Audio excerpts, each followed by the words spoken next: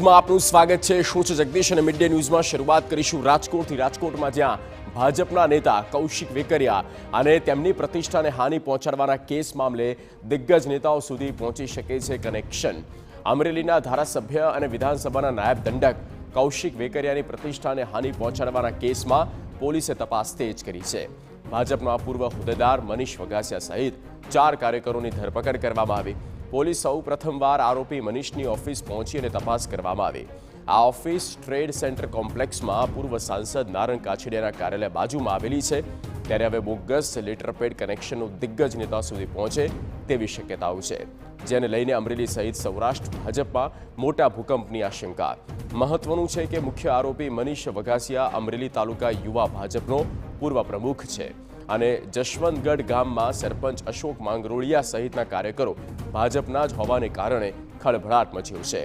હાલ ભાજપના કાર્યકરોની સંડોવણી ખુલતા ફરી જૂથવાદ સામે આવ્યો। આ મુદ્દે દિગ્ગજ નેતાઓ મૌન ધારણ કરીને બેઠા છે। લોકોની અલગ અલગ સમયે અલગ અલગ ભૂમિકામાં અમુક લોકો સાથની એક ગુનાહિત કાવતરાના ભાગરૂપે આ વસ્તુને અંજામ આપેલું છે।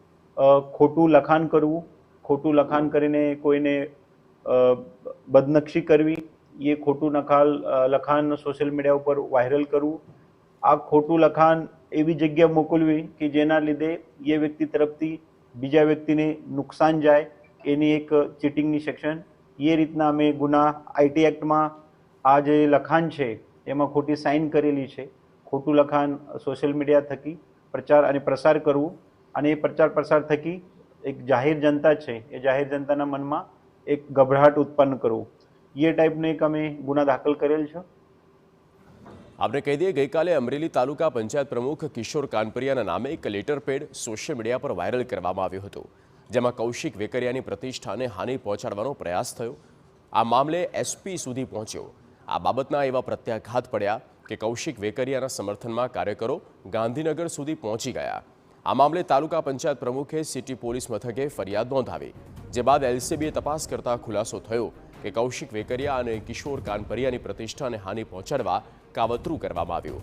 અનેક આક્ષેપો અને કમ્પ્યુટરમાં સહી સિક્કા લગાવી ખોટું લખાણ કરવામાં આવ્યું, જેનો હેતુ લોકોમાં ભય પેદા કરવાનો અને છેતરપિંડી કરવાનો હતો। આ બોગસ લેટરપેડની જાણ થતાં પોલીસે ગુનો નોંધ્યો છે અને કાર્યવાહી હાથ ધરી છે। ધારાસભ્ય કૌશિક વેકરિયાને બદનામ કરવાનો જે મામલો છે, પોલીસ દ્વારા 4 લોકો સામે જે ગુનો નોંધવામાં આવ્યો છે તેનું પોલીસ દ્વારા રિકન્સ્ટ્રક્શન પંદામું છે તે કરવામાં આવ્યું છે। પૂર્વ સાંસદ નારણ કાછડિયાની ઓફિસની બાજુમાં જ મુખ્ય આરોપી જે મનીષ વગાસિયા છે તેમની ઓફિસ છે અને પોલીસે તે અલગ અલગ દિશામાં તપાસ કરી રહી છે। સાથે સાથે પોલીસે તે રિકન્સ્ટ્રક્શન પંદામું છે તે કરી રહી છે। કેવી રીતે 4 આરોપીની કયા પ્રકારની ભૂમિકા હતી, ક્યાં લેટર બનાવવામાં આવ્યો છે, અન્ય લોકો છે તેમની શું ભૂમિકા છે, તેને લઈને પોલીસ છે તે નિવેદનો પણ લઈ રહી છે અને પંદામું પણ કરી રહી છે। જોકે આ ભાજપના કાર્યકર્તાઓનું જે નામ ખુલ્યું છે તે રીતે ત્યારબાદ જે દિગ્ગજ નેતાઓના જે કનેક્શન તે ખુલી શકે તેવી પણ એક સંભાવના છે। તેને લઈને અમરેલીનું રાજકારણ છે તે ગરમાયું છે। જયદેવ કાઠી, TV9 અમરેલી। આણંદની વાત કરીએ તો આણંદમાં શહેર ભાજપ પ્રમુખ